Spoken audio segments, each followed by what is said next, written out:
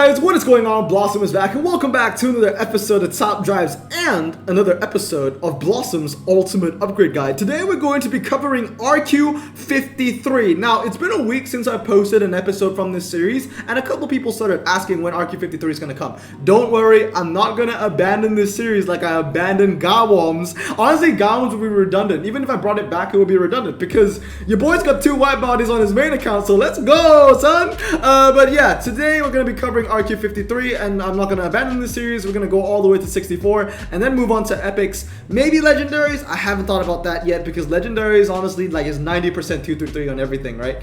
So as I always do with this series, I like to display a work of art on the right side of the screen, and today's work of art is called 2D transportation. It's just 4 Donkavort S8 ATs going like uphill, or maybe it's just the angle of the photo, and then we have a Porsche 911 Carrera 2 Targa and the Nissan Murano Cross Cabriolet about to head on in a a 2-car collision. So head-on-head collision.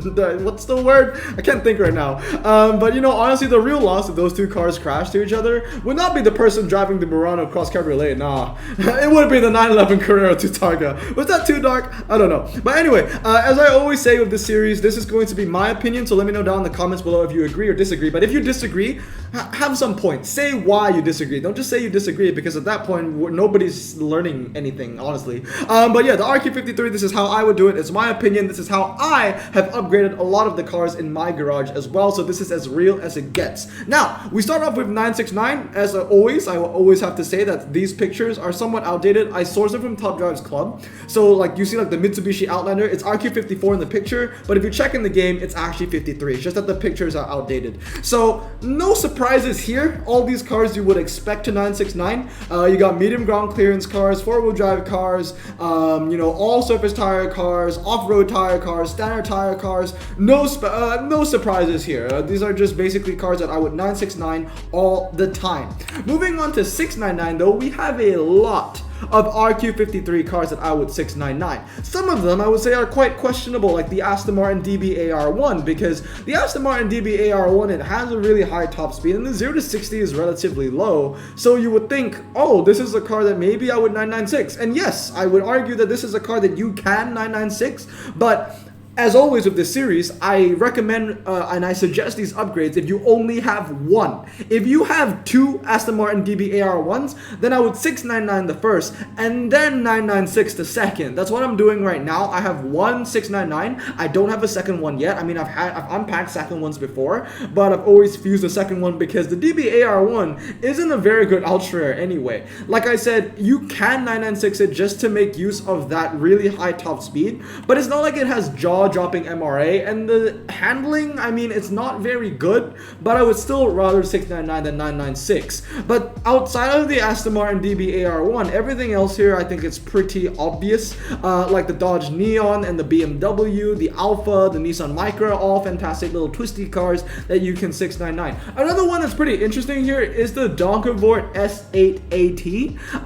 Now this one is a bit of like a Dodge Durango when it comes to epics, because yes, it's the best in its niche in the drags because it has like the most MRA. But when I talk about its niche, I'm kind of comparing it to like the Dodge Circuit EV or to Lotus Elise 135, or if we move on to the next slide, the Aerial Atom 1. And some might even argue, does the Donkavort even fit in that niche? Because it only has 77 handling. Like, that is actually ridiculously horrendous. Like, that's one of the worst handling cars in this picture. In fact, it's the joint worst handling car in this picture. It handles worse than the Dodge Neon, the Cobalt, and the BMW 130i, at least in Top Drive. So that's really, really sad. So is it even right to say that its niche is with the 135 and the Circuit EV? At the end of the day, the Donkavort isn't a drag car anyway because it has no top speed. The 0 to 60 is okay though. What is it, like a quarter-mile car? I don't know. What I want to talk about is I say that it's like a Dodge Durango SRT because you can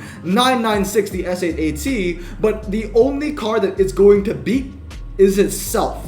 Because even if you 699 the S8 AT, it's still going to win on the drags if you put it up against, you know, cars in its quote-unquote niche, like the Circuit, like the Lotus, like the Aerial Atom. So you can make the most out of its MRA by 996ing it, but like I said, it's the only advantage it has is that it's only going to beat itself, like a 699 version of itself or a 969 version of itself. It's kind of like the Durango, right? Because the Durango has no MRA, so if you want to 996 it, it's only going to beat, you know, a 969 version of itself, or I guess a Trailblazer, but that's like a car that's like, what, 20 RQ difference from the Durango. So I digress. The Donkavort S8AT is a bit of a paradox when it comes to upgrading that, but if I had to choose, if I only had one, I would 699 the first one. Outside of that and the DBAR1, I think everything else doesn't need explanation though. Moving on to the next page now, we got the Aerial Atom, the GTC, the 370Z, the RCZ, and the Carrera 2 Targa. Now I'm going to put an image right here of the Aerial Atom. So for the Aerial Atom, as you can see, it's the best car like in its niche, like low RQ twisty, and as you can see, the Donkavort is in here as well. It's the best car for the G-Force and the Slalom.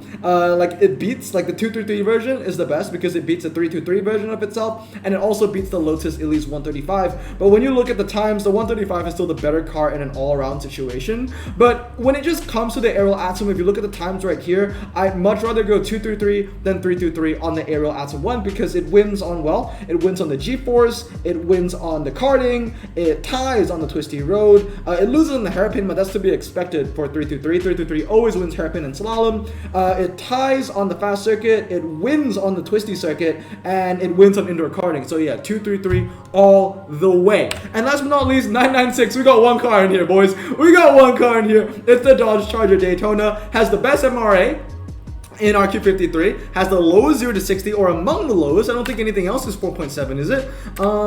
Yep, I see 4.9. The Donkavort is 4.8. Yeah, so it has low 0 to 60. It's medium ground clearance, but that's kind of irrelevant. But yeah, the Dodge Charger Daytona is the only RQ53 car that I would 996. And last but not least, let's talk about duplicates. So why would I duplicate these cars? Well, first of all, the Nissan Juke has an amazing niche, front-wheel drive, all-surface tires, and it's able of hitting 92 handling. So because of that really small and powerful niche that it is, I would get duplicates of the Nissan Juke. It's really good for clubs. The Dodge Circuit EV is like the American version of the Lotus Elise 135, and the Nissan Micra is just a great little all-rounder. You know, the 0 to 60 isn't very low. The 0 to 6, I mean, sorry, the top speed is pretty high. The 0 to 60 isn't very high. It's quite low, and the handling is pretty good. So I would say that those three are really good, as in like they're just amazing cars. And then I would get duplicates of the BMW 640D because once again, it's a niche thing. It's diesel. It's diesel. You want to get duplicates of that because it's diesel and because it handles really well. It did get a handling nerf though. Like I said, the picture is outdated. It's not 81 handling anymore.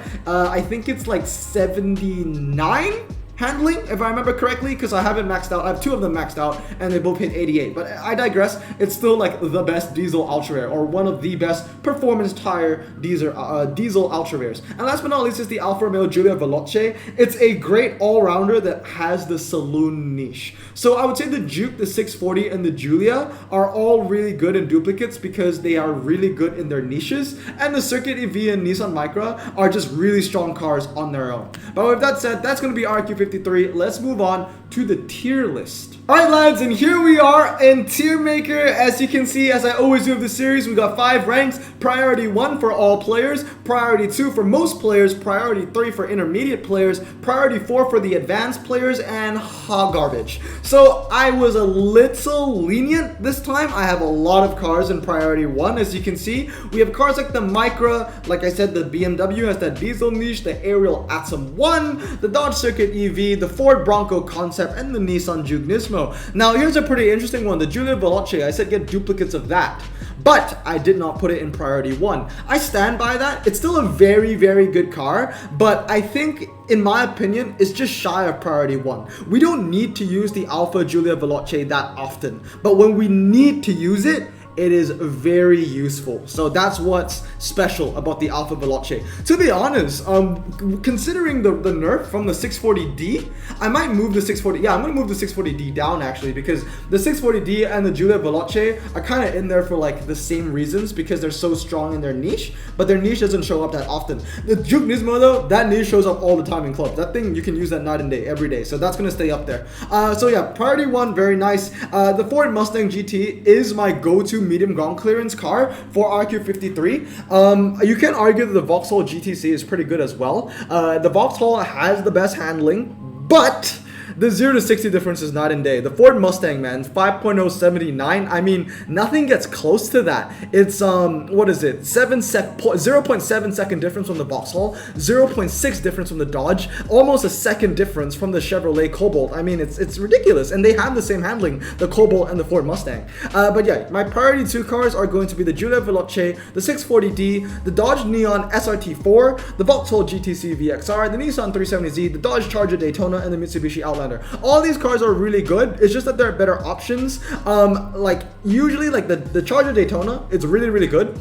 But the problem with the Charger Daytona is that there are better options in the lower RQ ranks. You rather use the Charger 3, which is 2 RQ cheaper, or if it's a testable situation, you want to use the Lamborghini Countach, the Thanos Countach. So I'm not going to really take into account that if there are cars better than the Charger Daytona that are higher in RQ, but I will take into account if there are cars better than the Charger Daytona if it's in the lower RQ. And that's going to be the same for all these cars over here, because if you're a higher RQ car, you should be able to beat the cars in your category that have less RQ. So if you can't do that, that brings your rank down a little bit, you know what I mean? So that's why the Charger Daytona goes down. Same with the Nissan 370Z, you know, it's just not as good as the Dodge Circuit EV, and it's not as good as the Aerial Atom 1. It's a bit of a hybrid, but then again, you know, I wouldn't really use it that often. And then moving on to priority 3, out of the Subaru Legacy, what makes the Legacy kind of special is just that it's a 90s car that's 4-wheel drive, and it handles okay for a 90s car. And then with the Chevrolet Cobalt SS, as well as the Donkervoort S88T, like I said, that one's a bit of a conundrum, that car. Really, I honestly, like, I would 699 the first one, but you can argue the 996, it's a whole shebang. I've talked about it already. Priority 4 is for the advanced players. These are cars where you're barely gonna ever need them, but you know, if you're an advanced player and you have most of the cars in the ranks above maxed already, might as well get yourself a Nissan Cross Cabriolet, a DB-AR1, a Peugeot RCZ, or a Porsche 911 Carrera 2. And then in the final list, in the final rank, we have, of course, hot garbage, and these are for the collectors. This is like if you have nothing else to do and you have nothing else that you want to like max out anymore, and you have every car in the game, or you're trying to get every car in the game, then these are the cars that you can get. The Tribeca, of course, 70 handling, all surface tires is a recipe for disaster, okay? Now, the Ford Bronco Concept, I get it, has 71, but it has off-road tires. And a rule of thumb that I like to think about is that if it has off-road tires and it's an off-road situation like dirt or sand or snow, anything but gravel, I would add 10 handling if it's against an all-surface tire car. So I don't see the Ford Bronco Concept as 9.871.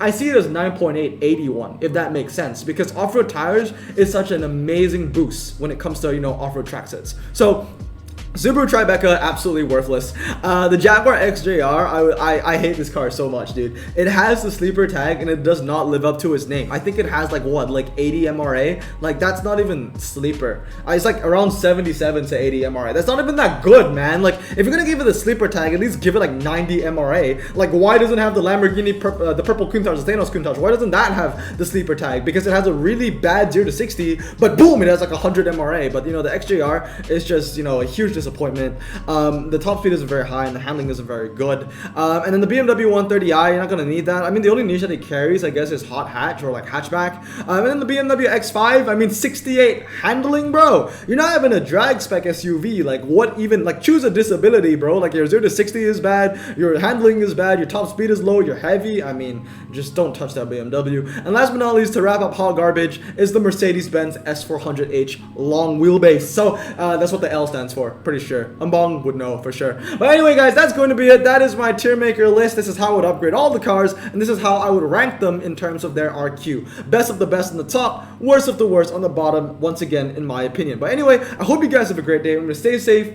wash your hands, and blossom out. Peace.